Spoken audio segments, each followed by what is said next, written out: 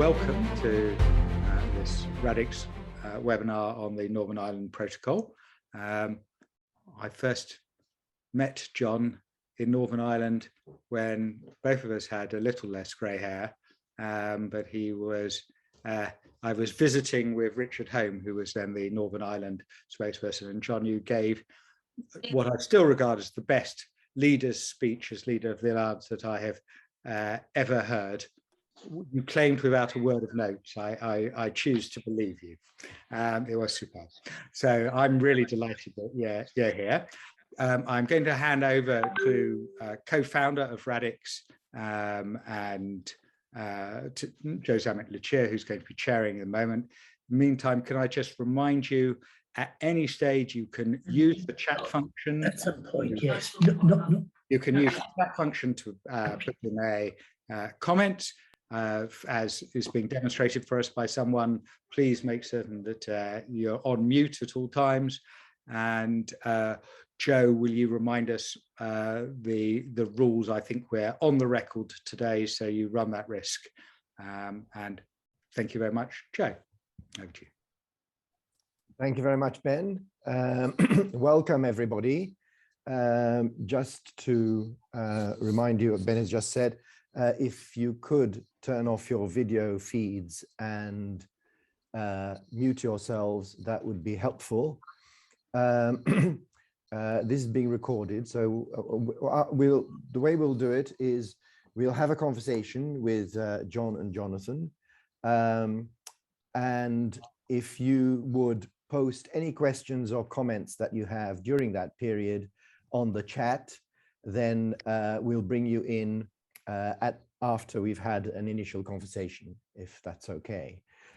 So just to kick off, the Northern Ireland Protocol has been, I guess, in the news these past several months, and with temperatures rising on all sides, it seems, although it seems to have calmed down a little bit now. The question is there a solution to the Northern Ireland problem, given that Brexit has happened? Getting back, I'm going to introduce our two very distinguished speakers, Lord Alderdice, who was Speaker and a member of the Northern Ireland Assembly for East Belfast until 2004, and then until 2003.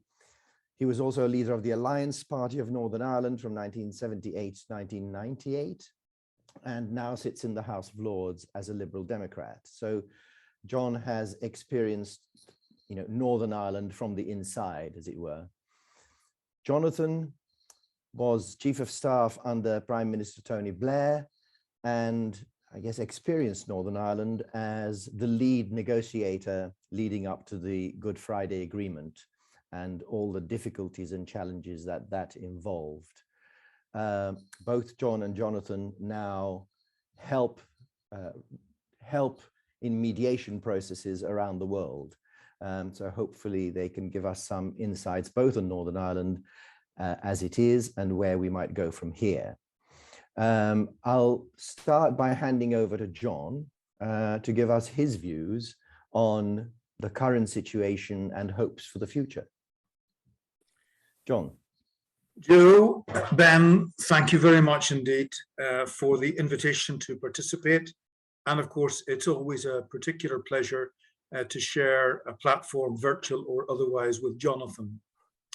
The Good Friday, Belfast Good Friday Agreement is almost a quarter of a century old now. On its 20th anniversary, Chris Patten, now Lord Patten of Barnes, one of the most respected members of the House, in a debate in the House of Lords, described the Good Friday Agreement as one of the biggest achievements in post-war British politics, without any question at all. And he was someone who had experienced many important developments in Northern Ireland, of course, but in many other places too. So what was the achievement of the Belfast Agreement, and why does it run into difficulties with this protocol? Well, we had tried many of the traditional ways of reaching an accommodation in Northern Ireland over quite a long time. One of the traditional pieces of wisdom was that you could never get agreement with the extremists, so you had to exclude them and negotiate amongst the more moderate people, unionist, nationalist, and in the centre ground, and reach an agreement which would then marginalise extremism. Well, all very interesting and reasonable. The only problem with it was it didn't work, and it was tried repeatedly. Then eventually we turned it on its head. And whenever those who were, if you like, the more extreme people came in, and let's not forget, there was never a time when everybody was around the same table at the same time, but nevertheless, an agreement was achieved. But there was something more important even than this technical question of who should be involved. And that was the appreciation that what we were dealing with was disturbed historic relationships between communities of people. It wasn't all about policing or borders. It wasn't all about constitutions and institutions. It wasn't even about human rights and socioeconomic development. It was about disturbed historic relationships between communities of people that had gone on for hundreds of years. And so the whole business was to try to find a way of enabling people to get together and work with those disturbed relationships. It wasn't, in a sense, about reaching agreement so much as finding a way of disagreeing without killing each other. So some of the questions which you've thoughtfully set down for us in looking at the protocol, are there any lasting solutions possible given the many different and conflicting interests in Northern Ireland? Is a negotiated settlement likely to be lasting, temporary, or a festering sore?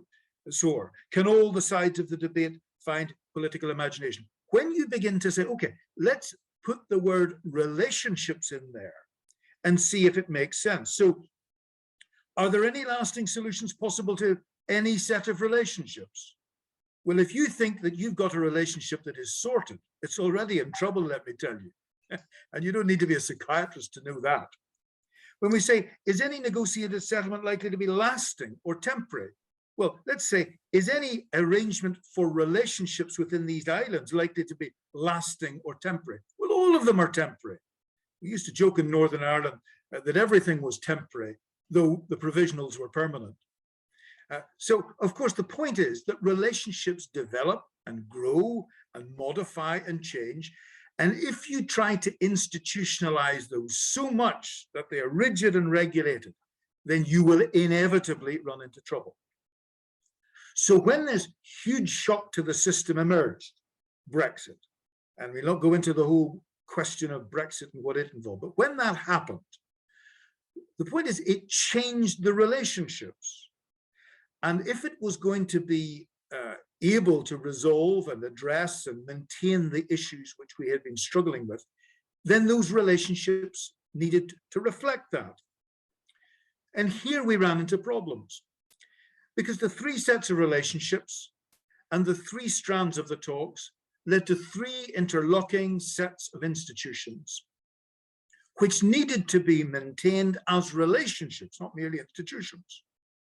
And what happened after a relatively short time was the British-Irish Intergovernmental Conference just stopped meeting at a senior level.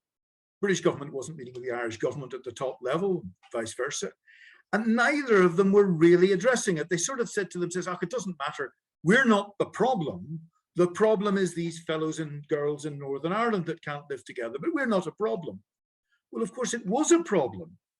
And it was a particular problem when Brexit arrived, because at that point, there was no longer the kind of relationship between the British Prime Minister and the Irish Taoiseach that there had been right through the period from John Major and Albert Reynolds through to the agreement and to the beginnings of the implementation of the agreement.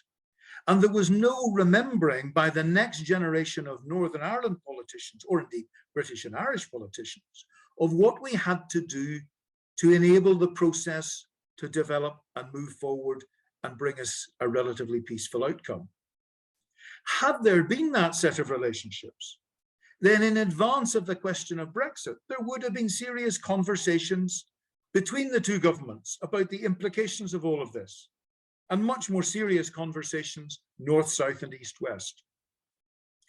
But of course, what happened was the Irish government found itself falling back, not acting as a bridge between Britain and the European Union, but acting as a bulwark for the European institutions against Britain. It was the kind of bad, difficult, or unhappy relationship that you get in a divorce, which of course to some extent this was. Now, what's the importance of this? It's not about rehearsing old problems, because it's about trying to find a way forward in all of this. And what we learn from it, I think, is that if we simply turn to structures and institutions and laws and regulations, we won't resolve the protocol problem, or rather the problem the protocol was put in place to resolve. We've got to understand that this is about relationships on these islands and with the wider Europe. There was an understanding of that after the Second World War, when European leaders came together to develop the European project. But sadly, that project itself has to some extent deteriorated into legislation and regulation, rather than an understanding that we have to find a way of understanding and working with each other. In fact, I often say to colleagues, if the people that have been in the negotiations over the last little while on the protocol had been in Belfast a quarter of a century ago, we'd never have had a Good Friday Agreement, because everybody would have simply said it's impossible. Is there a way of resolving it? Well, yes. If we can find a way of getting the leadership in the British government and the Irish government to engage with each other and not have Brussels saying we represent Ireland, because they don't, they represent Brussels, and that's a totally different thing. And people who talk about wanting to maintain the Good Friday Agreement need to understand it's not all about North-South array. It's about relationships between Unionists and Nationalists and others within Northern Ireland. It is about North-South, but it is also about East-West. And all of those elements have to be involved in the negotiations, and all of them have to be involved in finding a resolution to the problems which the protocol addressed but has not resolved.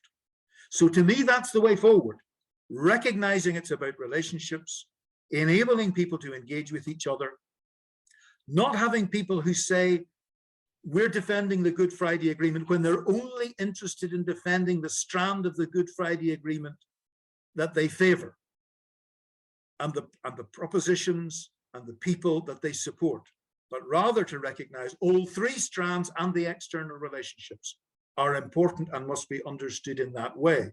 If we can do that, we can find a way through this. It won't be a permanent outcome, because of course the relationships aren't. They will change and develop. And indeed, Brexit itself may well have begun to set in train, or if not that, then to accelerate some changes in identity on the island of Ireland. That may well be the case. We don't know for sure. May well be the case. Certainly if Scotland became independent, that would be another major change in development. And for me, I'm not hopeless about it at all. Things have been a lot more hopeless than this, and we found a way through. And if we can pay enough attention, I think we can find a way through again. Thank you, John. That's great. We'll come back to you on a little bit about how to get to that point. But first, let me hand over to Jonathan and get his take, having listened to what John has to say. Well, thank you, John. Thank you, Ben, for inviting me to participate and to reciprocate what John said. It's always a pleasure to do anything with John. We worked together for 30 odd years doing very similar things. And I have huge respect for the courage he showed as alliance leader during that difficult time and the contribution he made as speaker and as a negotiator. So it's really a great pleasure to be with him. And I agree with everything he said, and I want to just try and build a little bit on what he said in the context of the protocol. First thing I think is you have to bear in mind that Northern Ireland was always the insoluble problem of Brexit. It was pointed out before Brexit happened that if we left the customs union, if we left the single market, there had to be a border somewhere. The border could be on the island of Ireland between North and South, could be in the Irish Sea, but there had to be a border. Theresa May tried a Heath Robinson type of solution of the whole of the UK remaining in the customs union to see if she could find a way around it like that. And it failed, and Boris Johnson came in and decided that the border would be in the Irish Sea. And this raises two sorts of problems. The first is a problem of identity, and it's important to distinguish between these two different sorts of problems. The first problem that the protocol raises, and any agreement on Brexit would have raised, is this issue of identity. If you put the border in the Irish Sea, you are indeed affecting unionists who want to be part of the United Kingdom, And if they face a border, that is a problem. Had you put the border on the island of Ireland, that would have raised a problem for nationalists and Republicans because it would have cut them off from the rest of Ireland. So there was an identity problem. But what we then faced in the beginning of this year is the beginning of last year was the practical problems that came from the protocol itself, trying to implement it, stopping pot plants and medicine and other things, sausages, getting to Northern Ireland. But those two problems have become entangled, and trying to solve them, we need to think about them as two different sorts of problems. Now, the EU has tried to resolve the first problem, the practical problem, by introducing a series of measures to ameliorate the checks at the border, try and smooth things out, to make sure that medicines can get through and so on. The approach adopted by the British negotiators, David Frost in particular, was, on the contrary, completely ideological. Instead of trying to work for practical solutions, he raised issues like the ECJ, which frankly had absolutely nothing to do with the practical problems and very little, if anything, to do with the identity problems of unionists. The tactics he engaged in the negotiations, as John said, would stop anyone negotiating anything, to try and confront people rather than actually trying to make progress. So it is welcome that Liz Truss, in coming in, has tried to lower the temperature, tried to focus on the practical chances of a solution, risking the ERG's ire when it comes to her leadership pretensions when Boris Johnson goes and she tries to take over. So I think she deserves credit for that.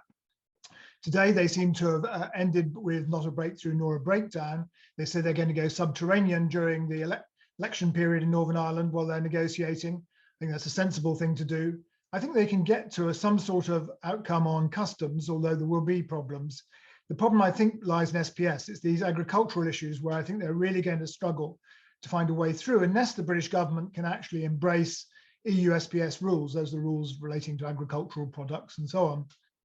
It ought to be able to do so because Joe Biden came here at the G7 summit and made it clear that he would not let any provisions the UK agreed in the context of this stand in the way of a trade agreement with the US, which was the excuse used by the government for saying they couldn't accept EU SPS rules, the only reason they had for doing it, but they're still not prepared to accept that. So that SPS problem is really going to be the nub of the practical issue that we have to try and deal with.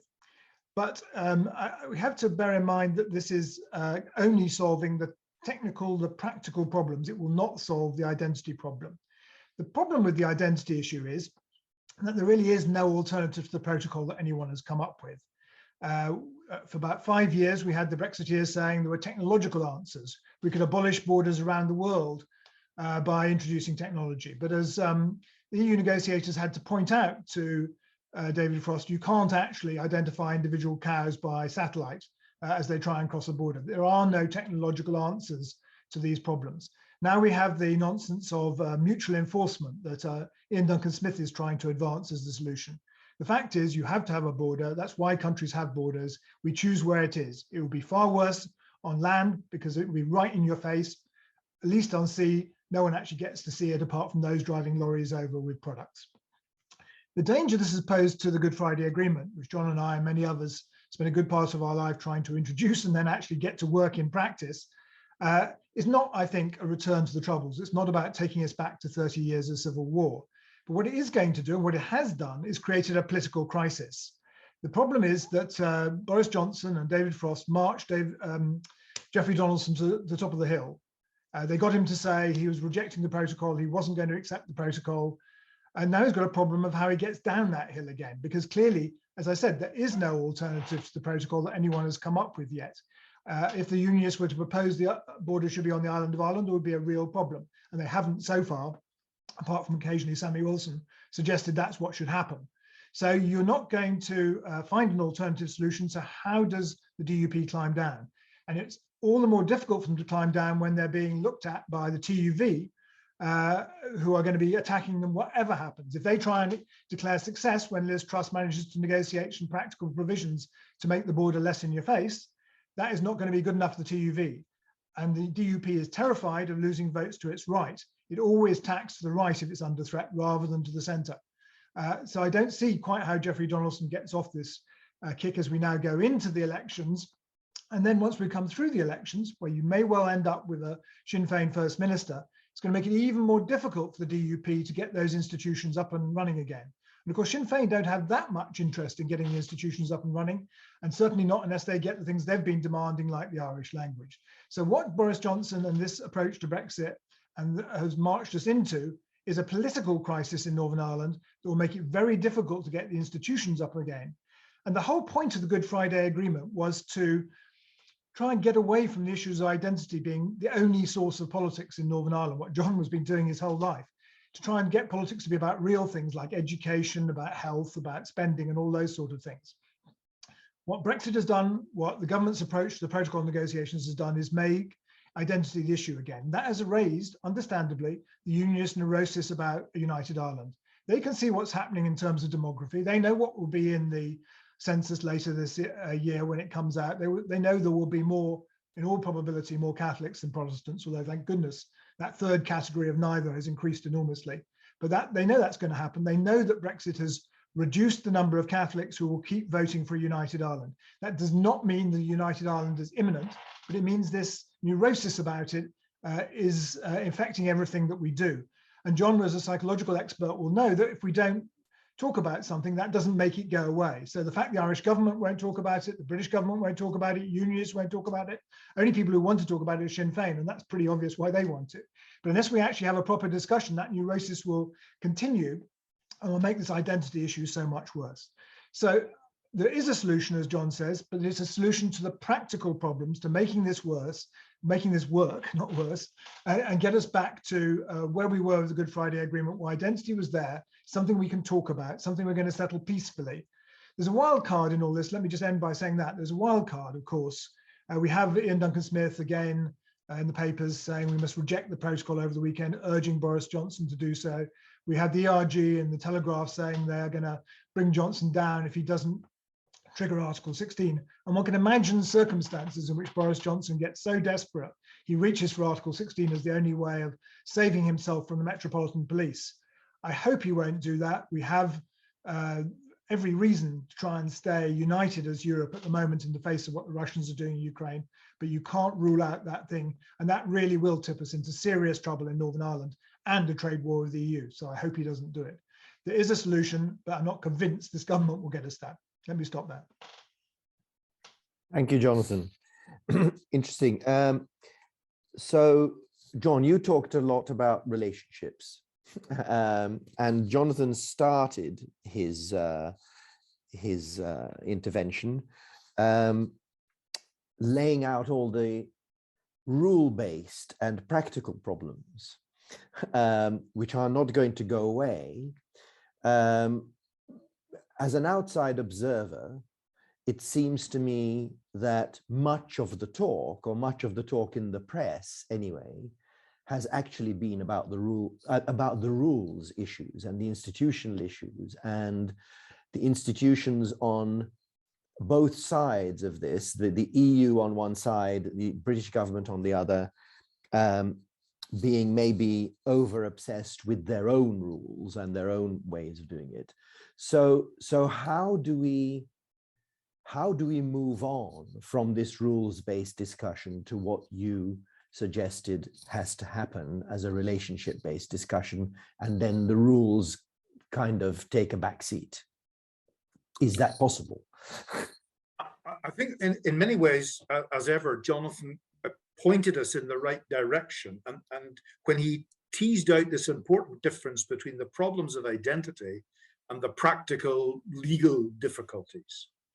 If I take the practical legal difficulties for a moment, if it's possible to involve all those who are relevant to the discussions, there are ways of getting through some of the practical difficulties. For example, quite some time ago, when I was asked by the Seanad, the upper chamber of the Parliament in Dublin, to come and talk with them about it quite a long time ago, I pointed out that actually there were only a relatively few issues that were really major north-south import-export issues.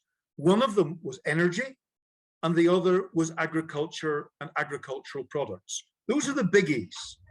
And actually, it would be possible, you know, to address some of those practical problems. You'll remember famously that Dr. Paisley, when he was asked how he as an anti-European was able to support farmers in Northern Ireland applying for European grants. He famously said, "Wow, well, you see, the people are British, but the cows are Irish." And so the point is that many people in the unionist community have long accepted that the island of Ireland is, from an agricultural point of view, a quarantine area that you need to keep safe. You can't deal with foot and mouth disease if, for example, you don't deal with the island as a whole and separate from the other larger island. So I think it's not a question of whether all the issues are dealt with in one basket that has to be resolved. I think from a practical point of view, on these questions, there are ways of addressing them because of the unique geographical position of Ireland as a whole, separate from both the mainland of Europe and from Great Britain as an island.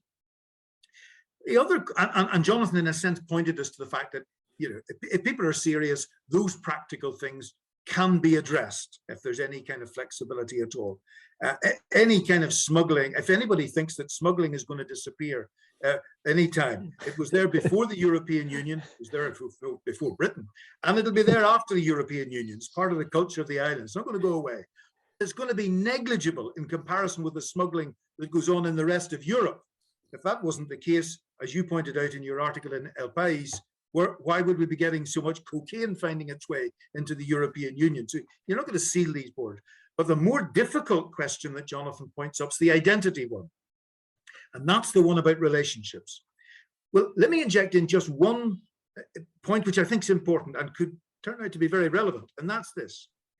The loyalty and the sense of relationship of unionists in the north is to Scotland, not to England.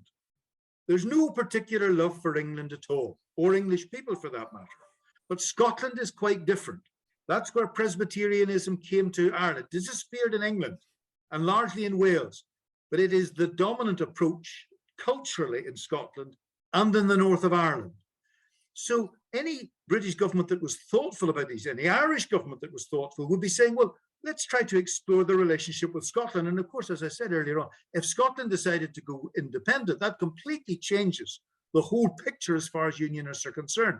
So why are they loyal to the Queen? Well, the Queen, as it happens, wears two crowns. She wears the Scottish crown as well as the English crown. And when she crosses the border to Scotland, she's no longer the head of the church, because that's not the head of the church in Scotland. These are complexities of history that many people are quite illiterate about, but they still inform how people feel deep inside themselves.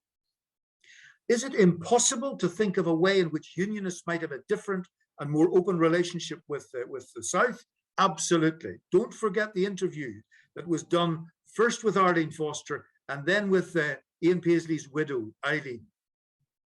Whenever Arlene was asked what would happen if Sinn Féin became a majority and there was a united Ireland, she said, I'd leave. When Eileen was asked, she said, this is my country. I'll stay here. Things have changed. As long as there's no persecution of me as a Protestant, I will be staying in Ireland.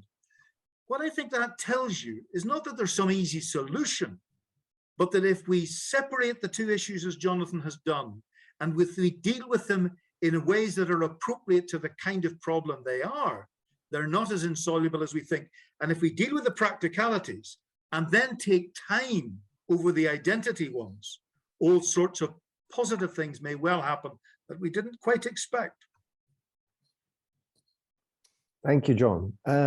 Jonathan, one of the comments that John made earlier was the role of the Irish government and whether the Irish government sees itself as being a bridge or whether it sees itself as being Brussels representative, if you like. What's your view on that in terms of the atmosphere that that has created? Well, I don't actually have any complaints about the way the Irish government has acted on all this. I think John's right. There's been a slight confusion of what it's trying to do. Is it defending European interests? Is it defending Irish interests? Where is it defending Irish interests in Brussels? Is it so that does become complicated for them, and it's complicated because many of the other European countries have different views. So France, for example, has really quite strong views about products coming from Britain into Northern Ireland and across the sea into France, understandably, because the ferry routes all go from the south into France, whereas Germany and other countries are far more relaxed. So Ireland has been trying to bicycle very hard, covering both both sides. But I think that the antagonistic language used by the ERG and by people in Boris Johnson's government about Ireland is really unfortunate. We've actually set back Anglo-Irish relations by, I don't know, a couple of decades, well, more than a couple of decades now, probably 3 decades. People forget how bad relations between British and Irish governments used to be until at least John Major, and really actually it was only Tony Blair and Bertie Ahern who put them really on a very firm footing, and that led to the Queen's visit and all the other things. They've put us back by the way they've slagged off the Irish government, which is trying to do its best. You know, they came up with an answer which they gave to Boris Johnson up in Liverpool, which he adopted. They tried to find solutions that I think would work for both sides, and they've been pretty churlishly treated by the British government in response to that. They, of course, are the ones who will suffer most if this all goes horribly wrong. You know, if someone triggers Article 16, then they are the ones who will pay the highest price for it. And already their economy is having to adjust really quite rapidly with the vast increase of ferries going directly to France, less traffic coming through the UK because of the complications. So I don't think I have many, if any, complaints about the Irish government. I think they've tried their best. I have quite substantial complaints about what the current British government has done to set back Anglo-Irish relations, which I hope can be picked up again quite quickly by a new and more congenial government. Thank you. I'll just start to pick some questions out from the audience, if I may. Audrey Eager asks that it is the language in the Northern Ireland Protocol that is important as it relates to the constitutional issue of the Union. So Bertie Ahern's argument apparently is that the Northern Ireland Protocol is a question of trade, not constitutionality. And if the focus was placed on downgrading the language to a purely trade language, would that take the heat out, or has that ship already sailed? John. I think to some extent that ship has sailed, or horse has bolted, or whatever analogy you like to use. And I think it's important to understand that this hasn't been a simple, constant thing.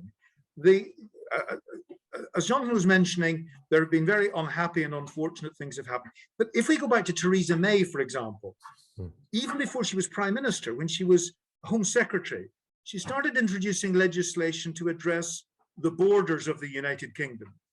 And I remember asking the Minister in the Lords who was dealing with this, well, have you been in touch with the Minister of Justice in the Republic?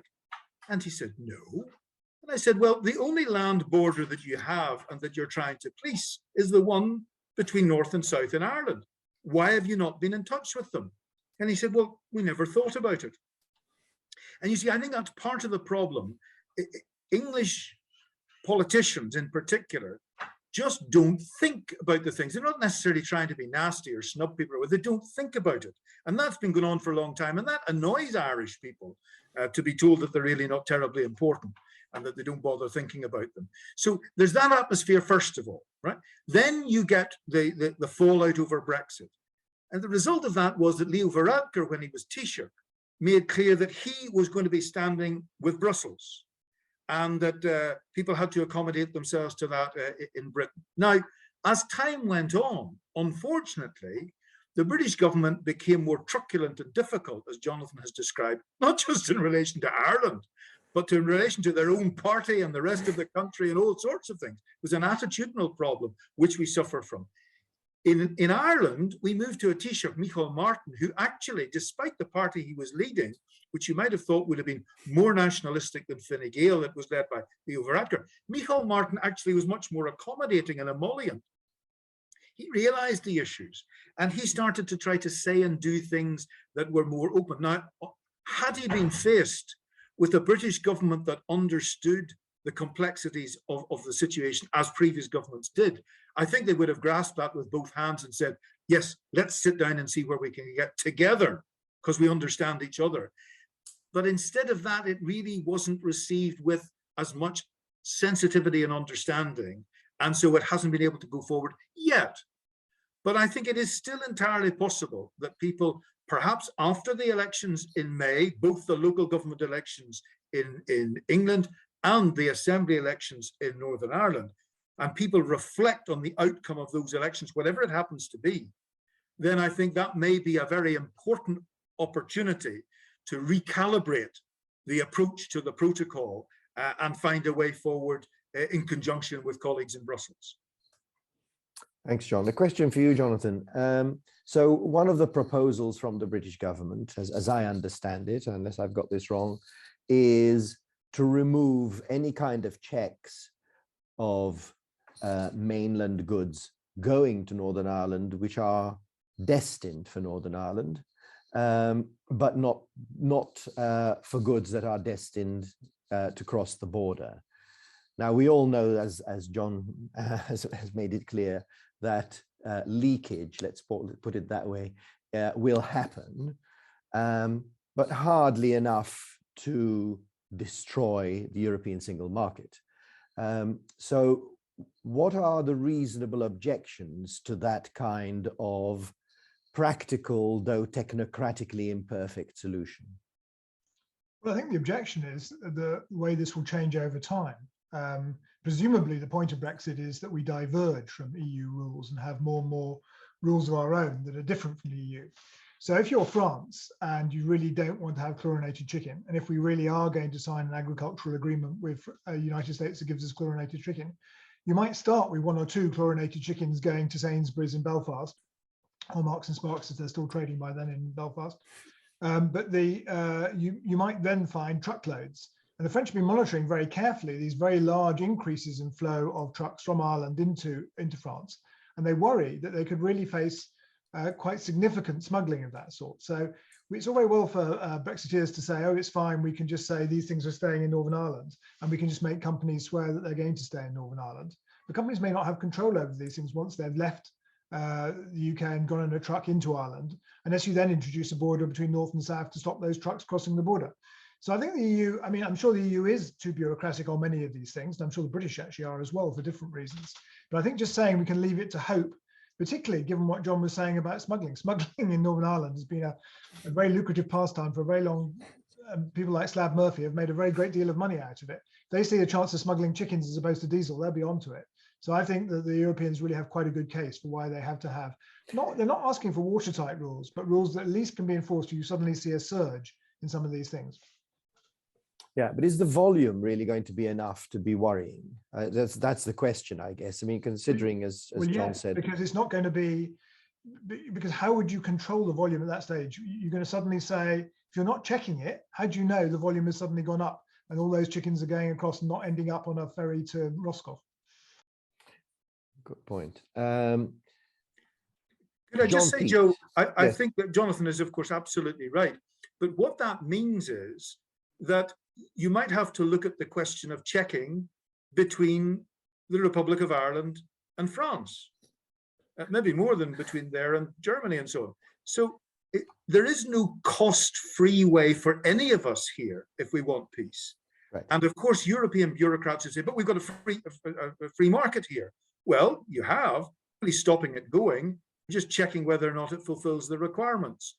And of course, it wouldn't be that difficult, I think, in any way, technically or otherwise, but it would be difficult politically if there were checks on chlorinated chicken going from Rosslare to Le Havre, for example. But that's the kind of negotiation, I think, that is, we could see that being possible if it didn't have to be entirely bureaucratic.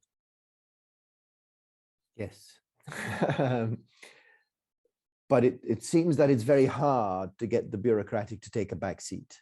I don't know what both your views are on that. I think it is if you're dealing with Northern Europe. If you're dealing with Southern Europe, they just say yes, yes, yes, and go on and do whatever they wanted to do for years. I don't think people in Brussels are often very realistic about what happens in the southern part of Europe. And that's, of course, causing all sorts of problems. It's also true of the eastern part of Europe. And it's causing all sorts of problems in the relationship with the eastern part of Europe as well. So maybe if it was possible to look at Ireland not just as a problem in the West, but as an example of the kind of problem that already exists in other parts of North to South Europe and East to West Europe, there might be a few important lessons learned about how to manage other difficulties in the rest of Europe. What's your view on that? To be fair to the EU, they have tried to actually reduced checks substantially from what was originally agreed. You know, they had an agreement with the British government who signed up to all of these things in the first place. They've now agreed unilaterally on their side to get rid of as many of them as they think they can. I'm sure the more they can get rid of, I'm sure a sensible negotiation, not insulting them, not saying you're going to pull Article 16 at any moment, could get rid of more of them. But they're going to have some checks because there has to be a border. Why are we going to have checks with Europe? Because we're going to have a border. Why are the checks at Dover? Why is there a queue? When I came back on the Eurostar from Brussels on Friday, that lorry queue goes right up a long way to London. Why is that there? Because of the checks. Checks are there because of Brexit. That's the problem. So John Peach from The Economist rightly points out that triggering Article 16 would not solve anything. It would just get us back to a more not quite a blank sheet of paper, but a very acrimonious blank sheet of paper, and we'd have to start again. And you know, it's not going to find a solution suddenly. So John, what do you think the thinking of the British government is about waiving this threat of triggering Article 16, seeing as it doesn't really solve anything? I think the problem is the word that you use, thinking. I don't think there's a lot of thinking going on. I think there's a lot of emotional reaction going on. And people looking to see, how can I get through today's problem or today's difficulty in the press or whatever.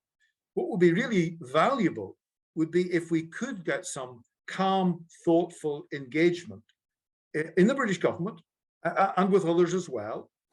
And as we're running up to elections, that's always a difficult time. And of course, there's important elections in France, which are not entirely irrelevant to all of this as well. So I don't think we're going to get any of these issues resolved insofar as they can be in the next 2 or 3 months.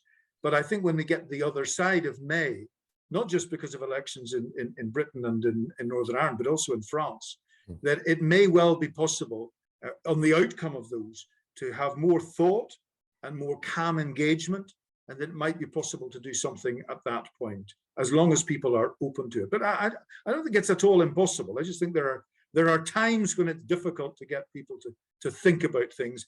And there are some politicians and parties that aren't really very good at thinking, but are very successful because they appeal to people's feelings. Jonathan, there's a question here from Maggie Byrne. You mentioned on the identity issues, you mentioned that the DUP has been marched up the hill and is going to be very difficult for it to find a respectable way down. What do you think are the options to help it find a respectable way down? Well, I wouldn't have started from here, as I'll say if you were in Ireland, but I think that David Frost, in particular, and Boris Johnson did it for political reasons. It's not the first time they've marched the UP up the hill. I mean, they did it with Arlene Foster. That's why she lost her job. And now they've done it to Jeffrey Donaldson. I'm pretty much certain that Jeffrey Donaldson would like to claim a triumph if there's any sort of agreement with the EU that removes the practical problems or reduces the practical problems sufficiently. I'm pretty sure that's what he would like to do. The problem he's got is this political problem, the TUV and probably the UUP, although see if they're going to be responsible or not, I wouldn't count on it, in the pursuit of unionist votes. And then we have this splintering of unionist votes that looks like it's going to happen in the May elections unless the DUP can somehow corral all the unionist votes to stop Sinn Féin getting the first minister slot. And if they get the first minister slot, it's going to be very difficult for Jeffrey Donaldson to persuade his party to go back into the institutions. And then where does that leave us? Because Sinn Féin aren't in a rush to go back into these institutions. We can't carry on governing with just civil service government indefinitely. Someone has to do a budget, has to make decisions about things. If we go back to direct rule, that's going to provoke a whole problem with the Irish government, nationalists and Republicans.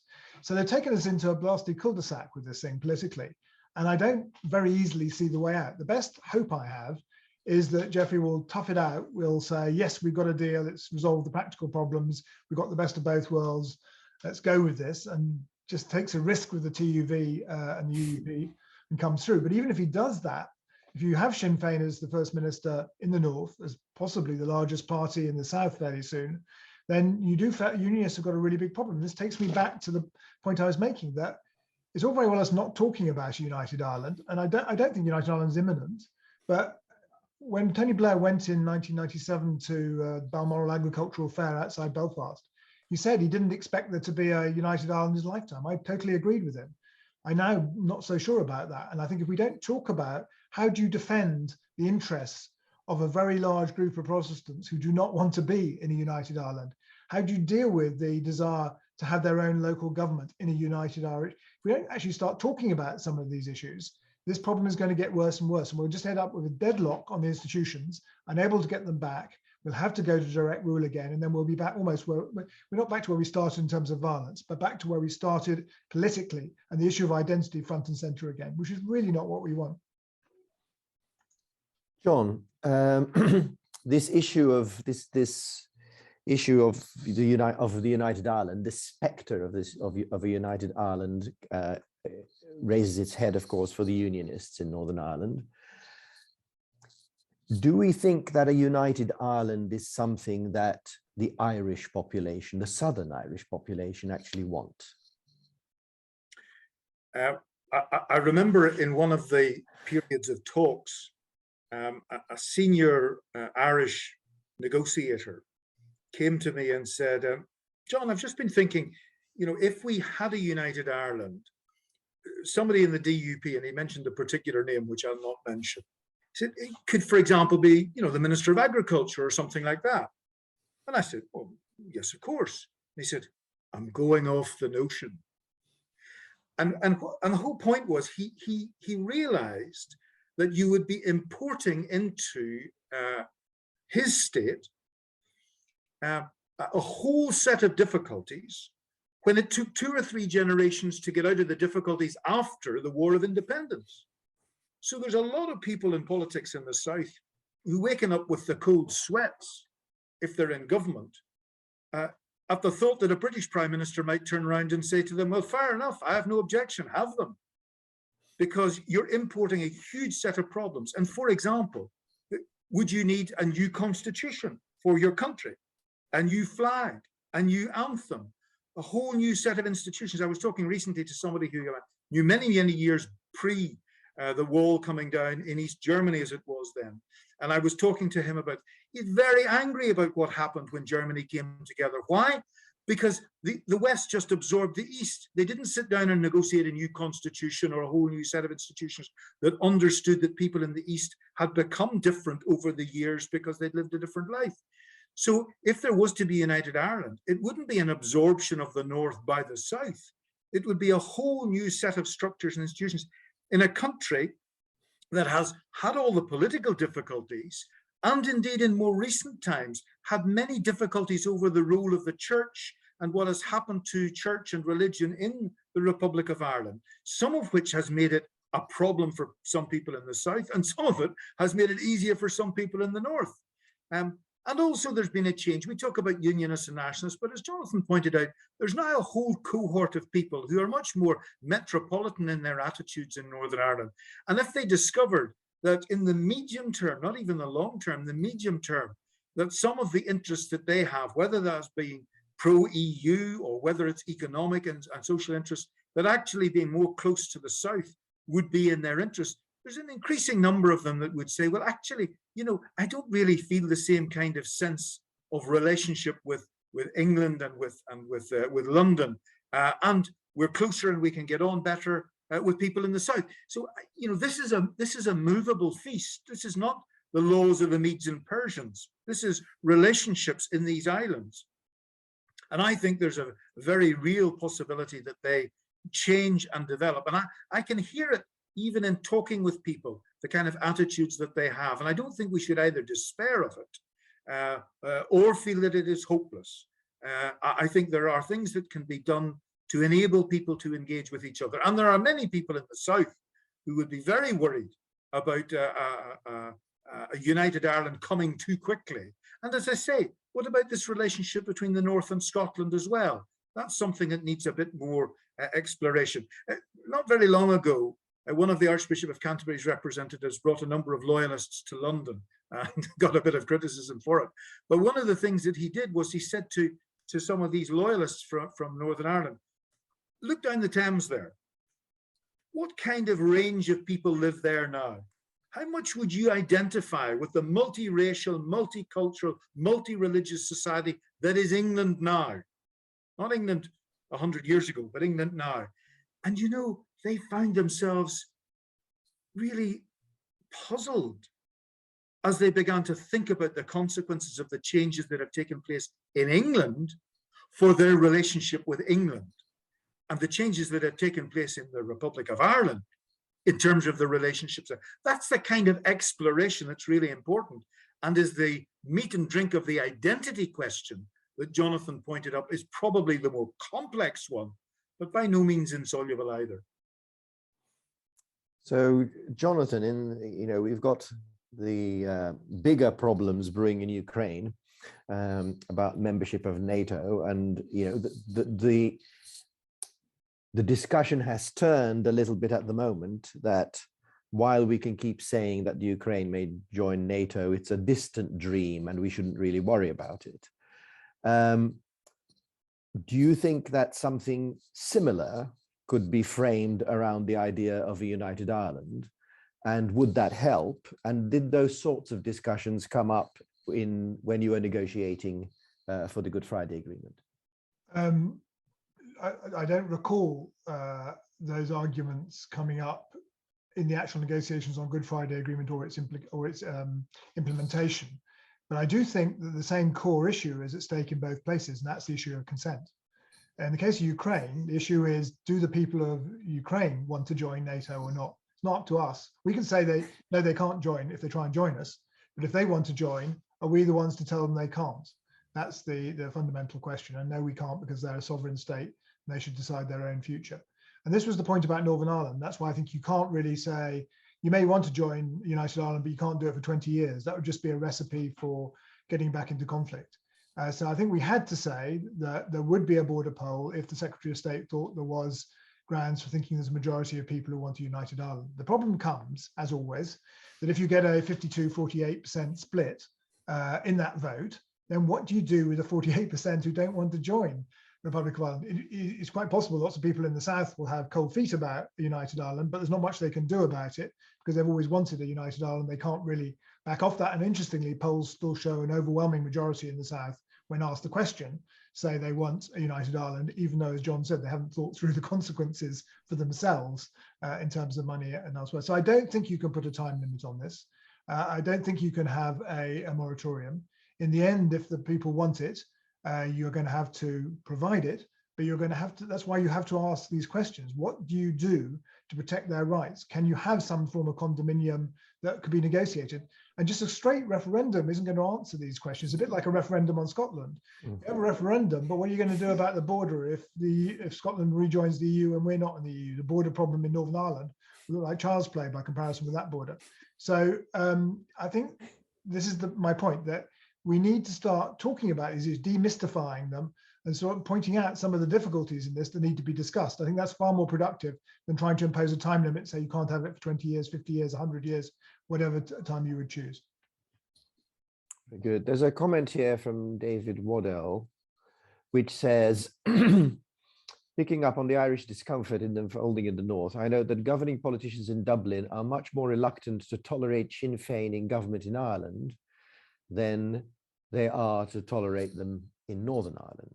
What's your view on that, John? Well, it's not only a question of tolerating it in Northern Ireland, they actually push for them to be involved in government in Northern Ireland, praise unionists when they go into government with them. But the last thing they're prepared to do is actually go into government with Sinn Féin in the Republic of Ireland. And there are various reasons for that. It's not all just to do with the violence. There are quite fundamental political differences in the kind of society that they want to construct. And here's a place where I think that organizations like Radix and others can play a rather important role, because what Jonathan has pointed out is there is whole complexity. If you talk about a united Ireland, what do you do about all sorts of differences between North and South? Health service differences, pension differences, economic differences, educational differences, all sorts of differences.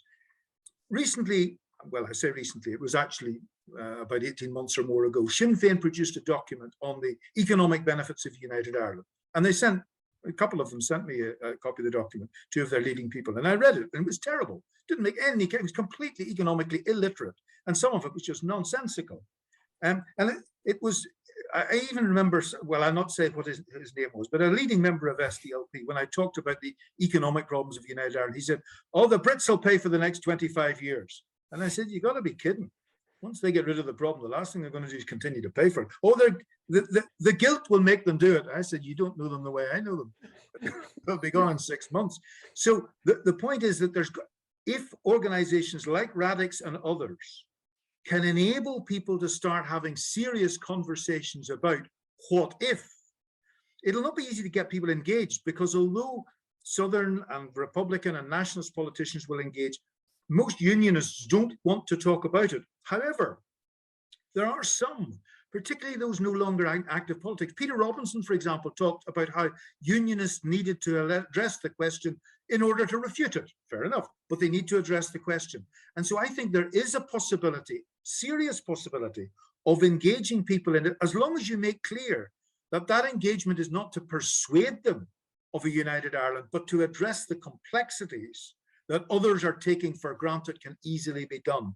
And then I think you create a whole new dynamic. Conversation, when it can be created, can be extremely powerful in addressing some of these questions. And so that's, I mean, it's one of many reasons why I'm very happy to participate in this conversation that Radix has put together. But I think there are others who maybe less easily relate with each other than Jonathan and I, but who could actually, to some extent, have more of an impact because they're so far apart now, and conversation could help to take them forward. So to that point, Jonathan, I mean, is this not a recurring issue? You know, Brexit was going to be the easiest thing in the world. Scottish independence is going to be the easiest thing in the world for those who want it. United Ireland is going to be the easiest thing in the world for those who want it. Is this not a kind of almost in an inevitable pattern? Well, it is. It's from the man who told us the border in Northern Ireland and the Republic was the same as the border between Islington and Camden for the congestion charge. Unfortunately not. It's slightly more complicated. And as is discovered with Brexit, it's slightly more complicated. And the trouble is that, I mean, thank God he'll soon be off our hands and we're going to face a more serious government at some stage. And that government's then going to have to wrestle with these serious issues because obviously Brexit remains, but someone's going to have to make Brexit work in practice. And we've seen the economic damage that it's done. We've seen the difficulties in terms of logistics and so on, which we've begun to see it. We've seen the difficulties being created in Northern Ireland, and there needs to be some government that could take these things on. Now, at the moment, in number 10, they're not interested in Northern Ireland. There's a John Bew, who's an excellent guy, but he comes from a particular tradition who can't really provide the thinking or the action on Northern Ireland in the way that previous governments have done. And we've had a series of very weak Northern Ireland secretaries. I mean, the notable exception of Julian Smith, who was excellent. But and in that case, then who is actually going to be doing any thinking for the British government on these issues? It certainly wasn't David Frost. So someone needs to actually grip this issue, start thinking about the consequences, and trying to find a way through. Because as John said at the beginning of this, there is a way through, but it's only going to be done with someone who's got good faith, good intellect, and actually has the confidence of people in Northern Ireland. And one of the most remarkable things this government has done is destroy the acceptance of the British government in Northern Ireland.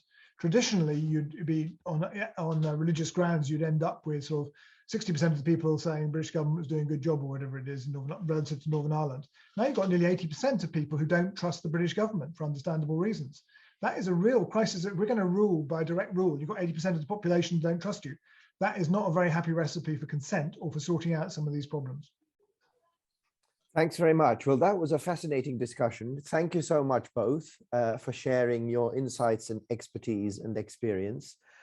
We couldn't have had a better couple, as it were, to to talk to us about these issues.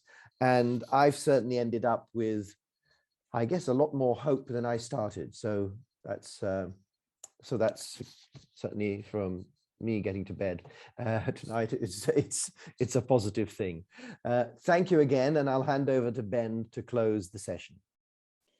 So can I just add my thanks? That was incredibly incisive, depressing in places, but at least I feel that we've been given a clear message, which is a mission, which is to address the complexities of the situation we're in. And we'd be delighted to hear from anyone on this call who would like to be part of that.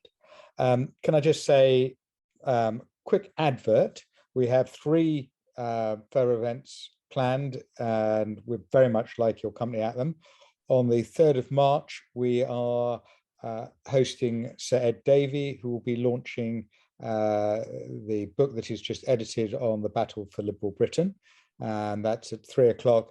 If you haven't received an invitation for that, please let us, please get in touch. We'd be delighted to see anybody here for that. And then our first live event for some time is the launch of Joe Zammit-Lucia's new book, New Political Capitalism, which I shall riskily attempt to summarize in front of the author, which is focusing on the role of business in trying to, whether it's still a possible option for business to say politics is somebody else's problem.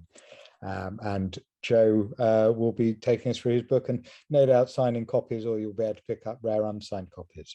Finally, on the 10th and 11th of June, we have our flagship event, the Big Tent Festival and Summit in Bristol, and tickets will be available for that very shortly, and we very much hope people will come and join us for a full day and a half of discussions there. Very lastly, just to say, we do all of this as a charity. We think that the conversations that you have taken part have helped you to form your opinions and to engage with politics. If you think that that is worth the cost of a ticket to the theatre, which you can do again, or a pint in the pub, then please become a friend of Radix Big Tent. We're posting, no doubt, in the chat the way in which you can do that. We will also circulate it afterwards, but please do support us to be able to continue these discussions. Thank you, Jonathan. Thank you, John. Thank you, Joe, for what was a really superb discussion, and see you all very soon on the 3rd of March.